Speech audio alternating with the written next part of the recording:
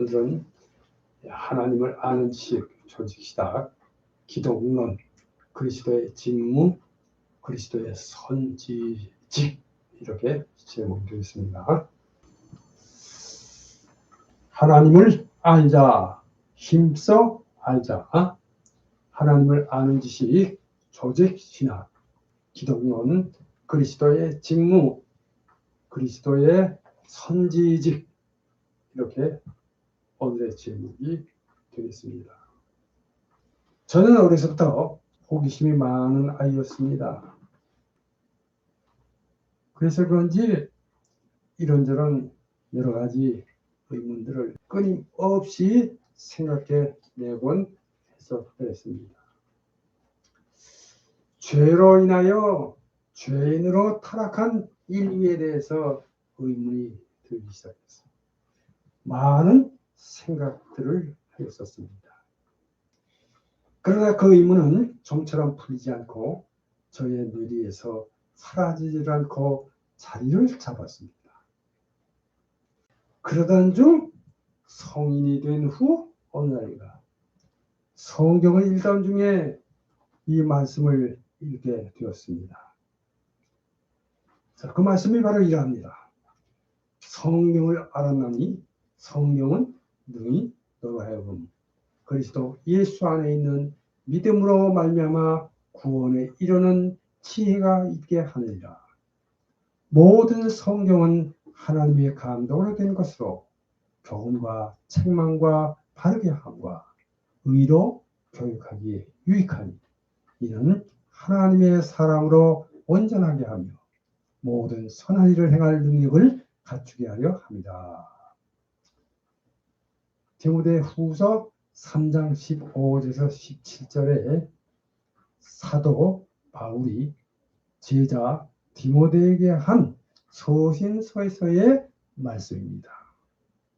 바로 이 말씀을 근거로 해서 성경에서 그 의문을 알았습니다. 오늘은 기독교 믿음의 근간이라고 할 수 있는 조직신학에서 가르치는 조직신학 기독론으로 그리스도의 직무로 그리스도의 선지직에 관한 진리를 알아봅니다.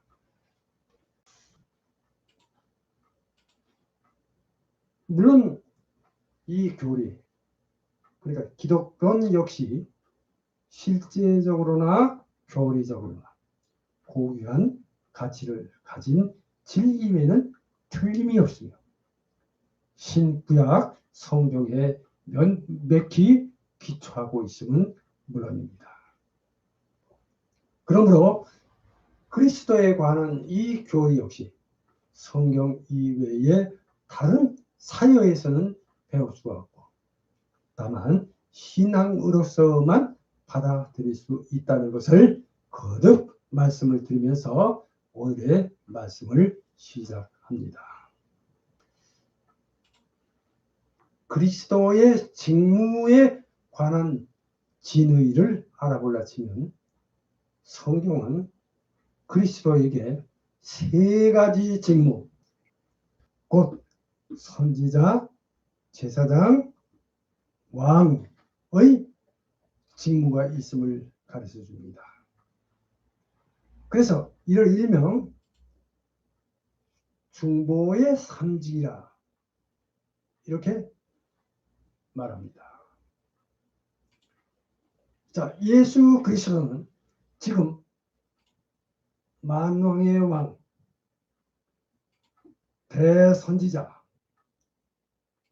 대제사장의 직무를 성실히 수행하고 계십니다. 먼저 첫째로 선지자란 어떠한 사람을 의미하고 있는가?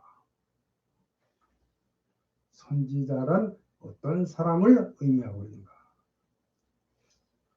우리가 성경적으로 특히 신약에서 선지자를 프로페테스라고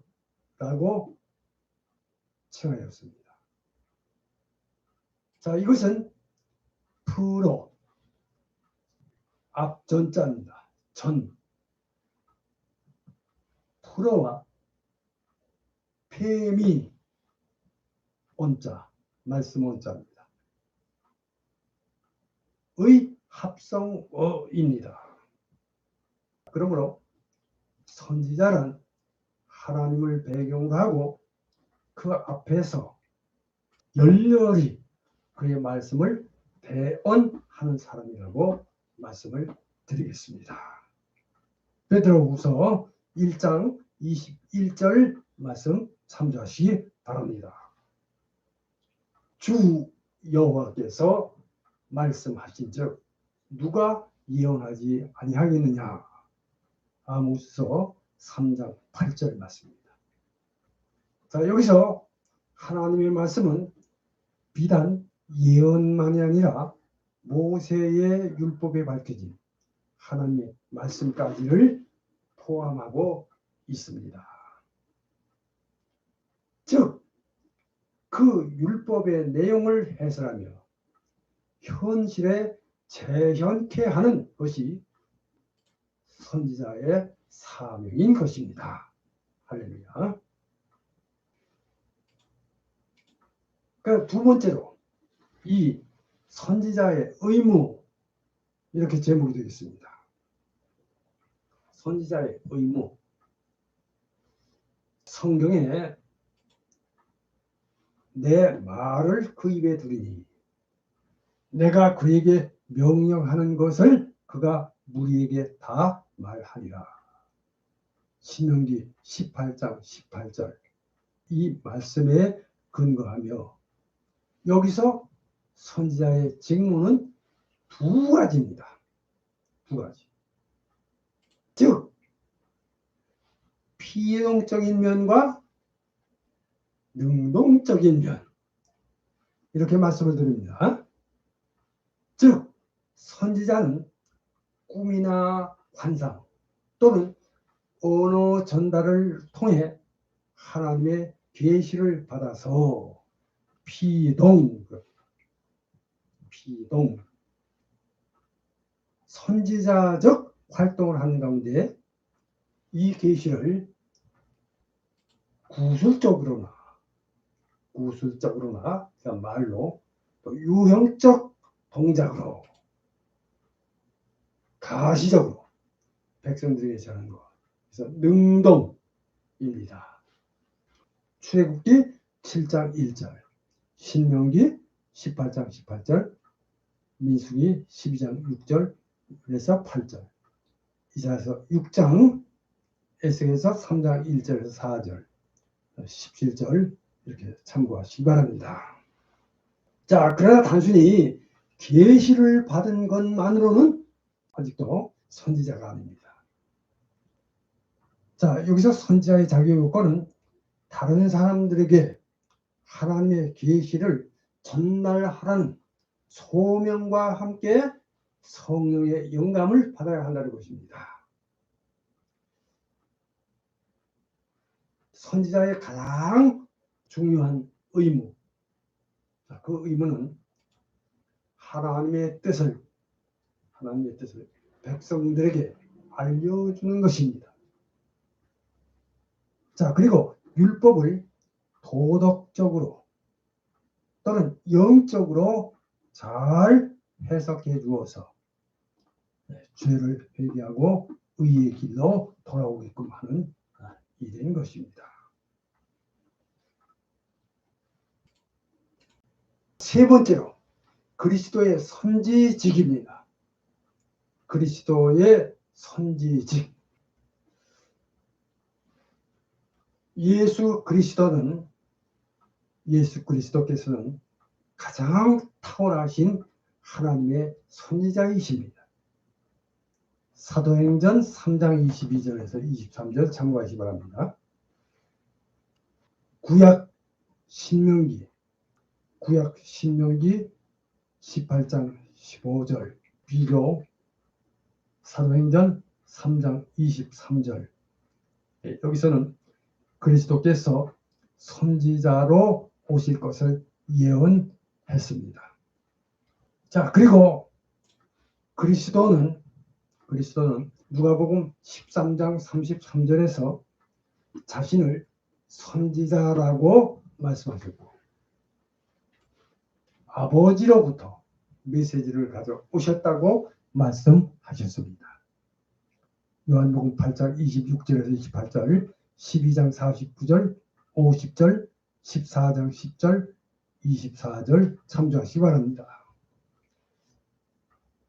요한복음 14장 24절이에요. 너희가 듣는 말은 내 말이 아니요 나를 보내신 아버지의 말씀이니라. 자, 이렇게 그리스도는 그의 선지자 직분을 언어의 전달과 계시의 사실들을 가르치심으로써 수행하셨습니다. 이적, 성육신, 속죄, 부활, 승천 등등 모두가 다 그리스도의 사실적인 교훈이었습니다. 할렐루야. 자, 이렇게 그리스도께서는 구약 시대에도 이미 선지자로 일하셨음을 알 수 있습니다. 베드로전서 1장 11절, 3장 18절, 20절까지 참고하시기 바랍니다. 그래서 구약 시대에는 여호와의 천사로 간접적으로 성육신 하신 후에는 장래일을 예고하셨으며 마태복음 24장 3절에서 35절, 또 누가복음 19장 41절에서 44절 참고하시기 바랍니다. 독특한 권위로 말씀하셨습니다. 마태복음 7장 29절. 그리고 그의 교훈들과 모범으로 그러니까 직접적으로 그 직무를 수행하셨다. 이렇게 말씀을 드립니다. 그러므로 백성들이 그 예수를 선지자로 인정했다는 점, 이 사실은 결코 이상한 일이 아닙니다. 마태복음 21장 11절, 또 16절, 누가복음 7장 16절, 24장 19절, 요한복음 6장 14절, 7장 40절, 9장 17절 참고하시기 바랍니다. 자, 그리고 그 예수님의 그 일은 자, 과거, 현재, 미래를 모두 포함한 것이었습니다. 자, 그리고 오늘날 내는 신자들 안에 내주하시는 성령의 역사를 통하여 그 일을 계속하고 계십니다. 그러므로 예수 그리스도는 현재 성부의 오른편에 앉아 계시는 동안에도 우리 최대의 선지자로 활동하고 계신다는 것입니다. 자, 이제 이상 결론을 말씀드립니다. 결론. 이상 성경적으로 그리스도의 직분으로 선지직에 관하여 알아봤습니다. 이렇게 그 예수님은 지상에 계시는 동안 선지자의 일을 행하셨고 또 승천하신 후에도 성도들을 통하여 성령의 역사로 그 선지자로서의 사명을 계속하셨습니다. 요한복음 14장 26절, 16장 12절에서 14절, 사도행전 1장 1절 참조하시기 바랍니다. 자, 지금도 그의 그 선지자적 사명은 말씀의 역사와 신자들의 영적인 조명을 통하여 계속됩니다. 이 사명은 현대 자유주의 신학에서도 유일하게 인정하는 그리스도의 직무인 것입니다. 물론 이 역시 여러 가지 특성을 내포하고 있기에 신앙의 위대한 신비 중 하나로 인간의 이해를 훨씬 초월하고 있다는 점을 말씀을 드립니다. 물론 이와 같은 교리는 성경 이외의 그 어떤 다른 사료에서는 배울 수가 없고 오직 신앙에 의해서만 받아들일 수 있다 하겠습니다. 다만 여기서 중요한 것은 하나님께서 범죄하고 타락한 인간이 구원에 이르는 하나님을 아는 지식인 신지식으로 하나님을 알고 믿어 구원에 이르는 은혜에 참여하기를 원하시고 축복하시라는 점입니다. 이 점을 믿으시고 우리 모두 믿음 생활 잘 하시기를 바랍니다. 자, 이제 끝으로 생각해 보기 오늘은 두 가지 말씀을 드립니다. 자, 먼저 첫째로 선지자로서 그리스도께서 하나님의 뜻을 알려주시는 두 가지의 방법을 한번 생각해 보시기 바랍니다. 베드로전서 1장 10절에서 12절, 고린도전서 2장 13절을 참조하시기 바랍니다. 두 번째로 하나님의 말씀과 성령과의 상관관계에 대해서 생각해 보시기 바랍니다. 에베소 6장 7절 말씀을 참고하시기 바랍니다. 이제 다음 시간에는 더 좋은 말씀으로 함께 하겠습니다. 기도합니다.